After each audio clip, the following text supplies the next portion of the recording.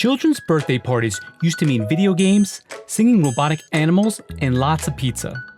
And the brand that brought all those concepts together under one roof for a generation of enthusiastic kids was Chuck E. Cheese. So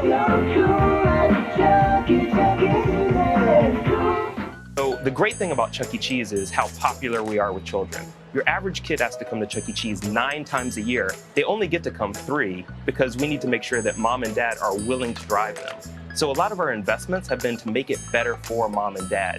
Once you walk in, it's hard to keep your eyes on one thing. There's a huge amount of games, and the lights are just everywhere, and there's birthday cake, there's pizza, there's kids running around, there's the band.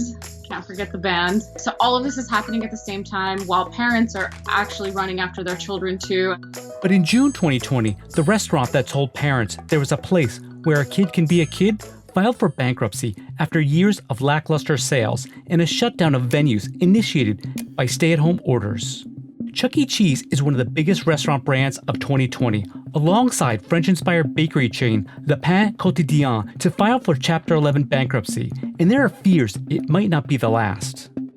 According to a June 2020 poll by Data Essential, a food industry marketing research firm, 47% of people plan to avoid eating out entirely in the future. The National Restaurant Association estimates that U.S. restaurant losses in 2020 could add up to $240 billion due to the coronavirus pandemic. So after numerous reinventions, nearly $2 billion in debt, and more than 40 years in business, will Chuck E. Cheese be able to survive bankruptcy? And what are rival brands like Domino's and Papa John's doing differently?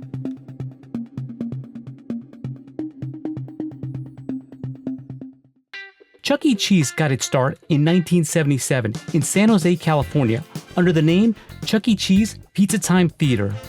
The restaurant was the brainchild of Atari co-founder and Pong inventor Nolan Bushnell. Bushnell launched Atari in the early 70s with his partner Ted Dabney, laying the foundation for the coin-operated video game industry.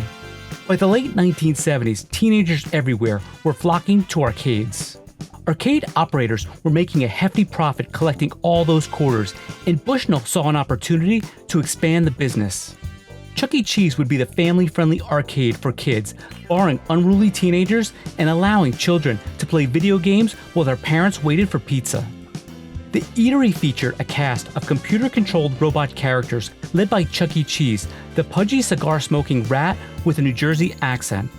On the first day of business, the line was out the door. I think Chuck E. Cheese really set the standard for what we call today eatertainment. You see a lot of companies like a Dave & Buster's or a Topgolf, places where it's not really focused necessarily on the dining out, but really on the entertainment aspect. And I think that Chuck E. Cheese is really the forebearer of this. Pizza Time Theater, the parent company of Chuck E. Cheese's, went public in April 1981, and by the end of April 1983, had more than 250 locations, almost half of which were franchises. But 1983 proved to be a disastrous year for the video game industry. A flood of cheaply made lookalike games crashed the market, and Chuck E. Cheese was losing millions. In 1984, the company declared bankruptcy. Bushnell was out, and Chuck E. Cheese was bought by rival Showbiz Pizza Place. In 1989, Showbiz Pizza Place began trading on the NASDAQ. By 1992, all the venues were united under the same name, and a few years later, the restaurants were renamed Chuck E. Cheese's. The 90s saw rapid growth in the children's play center business, with competitors like Discovery Zone and Club Disney arriving on the scene. Experience-themed restaurants for adults were gaining popularity too. Planet Hollywood opened in New York City in 1991, and the ESPN Zone opened in Baltimore a few years later. But for children's birthday parties in the 1990s and the early 2000s, Chuck E. Cheese was the place to be. People have a very polarizing relationship with Chuck E. Cheese. So, when I mention it to parents, I can just hear in their voices how traumatized they are by the whole thing. They didn't really enjoy that experience. But as a kid, as an immigrant kid, it had a profound impact on my understanding of the new country we were in. In 1998, the parent company changed its name to CEC Entertainment and began trading on the New York Stock Exchange. By 2012, Chuck E. Cheese was rebranded as a hip electric guitar playing rock star mouse with a baseball cap. And in 2014, private equity firm Apollo Global Management bought Chuck E. Cheese's parent company for about $1 billion, taking it private and saddling the company with almost $1 billion in debt. The company also acquired Peter Piper Pizza, and to enhance the Chuck E. Cheese experience, redesigned restaurants and ditched the iconic tokens in favor of newer plastic cards. So in the past, you might think about the Chuck E. Cheese, you have the video games, but then also in the past, you've had the animatronics, the robot Chuck E. Cheese that might be singing and dancing some of those songs that might stick in your head.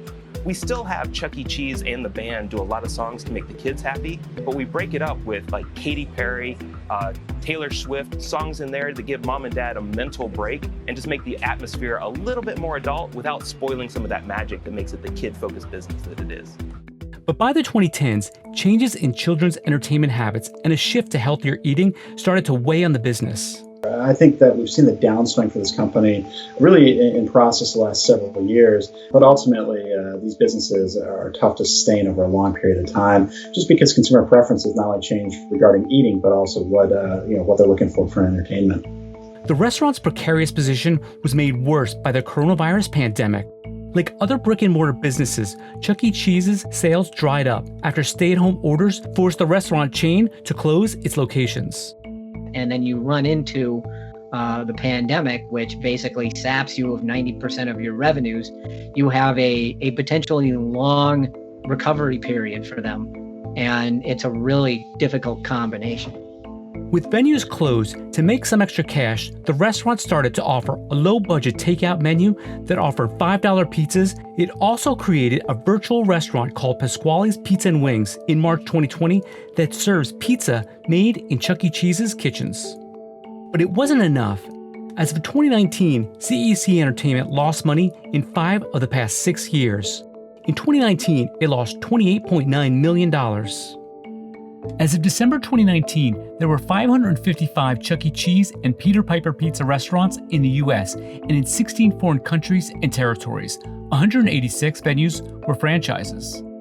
By April 2020, CEC Entertainment reported that first quarter same-store sales were down almost 22% at the 550 Chuck E. Cheese and Peter Piper Pizza operated venues. CEC Entertainment filed for Chapter 11 bankruptcy in June 2020. CNBC reached out to CEC Entertainment, but they did not respond to our request for an interview. The restaurant business is a competitive one. Chuck E. Cheese's indirect challengers come from every corner of the market. One rival brand that is firing on all cylinders, despite the COVID outbreak, is Domino's Pizza. I think the companies that most come to mind when thinking about that are going to be the winners and losers. I mean, I think a company like Domino's, which, no surprise, they've got a great value platform. They've been a leader in technology for several years now. And generally speaking, they're in pretty good financial health, particularly as you've seen the franchisee level returns improve so much the last couple of years. So I think that they're an obvious winner too. Domino's Pizza had U.S. same-store sales growth of 16% in the second quarter of 2020. The pizza chain said it planned to hire 10,000 workers to meet demand, and its stock price is up 39% year-to-date as of August 18th, 2020. We're continuing to serve our customers, through both the delivery channel that I mentioned earlier, but also the other big piece of our business, which is carryout. Now, we've rolled up all the tables and chairs inside our stores, so nobody's sitting in the stores today, but we do have procedures in place to safely serve our customers carryout, either at the counter, at pickup windows in some of our stores, or at the curb. So because we don't have a significant sit-down table service business, we've been able to continue to serve our customers as they need us. And to the second part of your question, we enter into this period of time very healthy as a company, very healthy balance sheet. Pizza maker Papa John's is also killing it. The company said estimated same-store sales in June surged 24% in North America and 5% internationally, as the coronavirus crisis caused more people to turn to delivery and takeout. Papa John's stock is up 54% year-to-date as of August 18th, 2020. Now, theoretically, Chuck E. Cheese should have a decent takeout business because it does pizza, But that's not what it's about. It's not really about pizza. It's something to feed you while you go play the games, because the games are just far, far, far more profitable. So why is Chuck E. Cheese lagging behind these competitors? Experts say it comes down to three things. Its menu prices weren't nearly as competitive. Its tech for online ordering isn't as advanced as its rivals. It mainly relied on Grubhub and DoorDash. And it has way too much debt on the books. Another major problem, in 2019, the company made more than half of its sales from in-restaurant entertainment and merchandise sales, an income stream that was cut off while restaurants remained closed in 2020. Only 44% of its revenue came from food and beverage. The trends that led to the company's recent struggles, whether it be changing in children's entertainment habits, eating preferences, a shift towards healthier eating, and then less focus on just overall the entertainment aspect of it all. I think those are hard to overcome. Those trends, I think, are structural instead of cyclical, and I think they're going to continue. Just take the rise of Chipotle. The brand has seen tremendous success as a healthier option for takeout, and it's also done another big thing right. It's invested heavily in tech. Chipotle said digital sales soared more than 200%, but same-store sales declined almost 10% as dining room closures weighed on revenue. I think a company like Chipotle, which has really done a good job not only on the mobile ordering side, but also really become a leader in the delivery front, and as well as things like pickup windows. They've done a good job kind of rethinking what their format could look like in the future.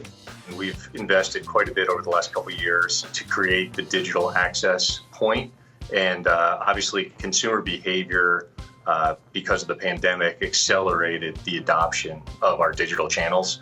And I think that behavior is going to be one that people actually like the experience where, they can order ahead, select a pickup time, and really the convenience and the contactless nature of the occasion, I think is always going to be valued for those occasions going forward. According to analysts, quick service restaurants like McDonald's or Restaurant Brands International, which is the parent company of Burger King, are also getting their digital assets in place and are in a good position to take market share in the future. There were more than 1 million restaurants in the US at the start of 2020, and while some chains like Chuck E. Cheese have struggled to keep their business afloat, analysts say the back half of the year could see even more bankruptcies. I could easily see a number of other bankruptcies throughout the industry like this, because a lot of restaurant companies carry a lot of debt. But I think those companies that focus really on the experience, whether it be entertainment or even fine dining, I think those are the categories where, again, it's focused on experience. They don't have as many to-go, delivery, or takeout options. Those are the ones that are going to really struggle in this environment. Dave & Buster's has had its share of troubles. The sports-themed restaurant that caters to adults by offering video and simulation games temporarily closed all of its 137 stores in March 2020. The company had a loss of $43 million in the first quarter of 2020. And as of August 18, 2020, its stock has fallen almost 65% so far this year. But the company was given a lifeline. In May 2020, investment firm Jefferies purchased $100 million of the company's stock. Dave & Buster's said it planned to use the money primarily to strengthen its balance sheet. And Chuck E. Cheese is planning for the future too. As of June 24, 2020, the company said 266 Chuck E. Cheese and Peter Piper Pizza restaurants had reopened. CEC also said it's closing an undetermined number of locations as it haggles with landlords over lease agreements.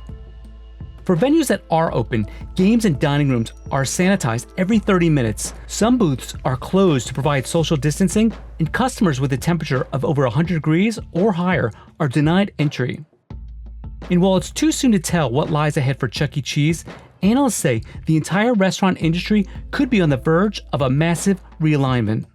The disruption we've seen across the retail category is a good way to frame what might happen in the restaurant industry. If you think back to the retail space, about 10 years ago was the point where Amazon came in and forced a lot of retailers to rethink their strategies, a lot more online ordering, a lot more shipped to consumers' homes.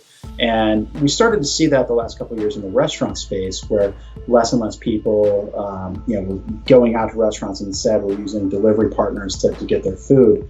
And so I think that what we're seeing now with, basically consumers being restricted from eating out, there's going to be a lot more changes at the restaurant level. According to analysts, there will still be a need for restaurants that offer an experience as we come out of the pandemic. But in general, we're likely to see fewer restaurants in the future, and the ones that remain will have a smaller footprint and be optimized for takeout and delivery.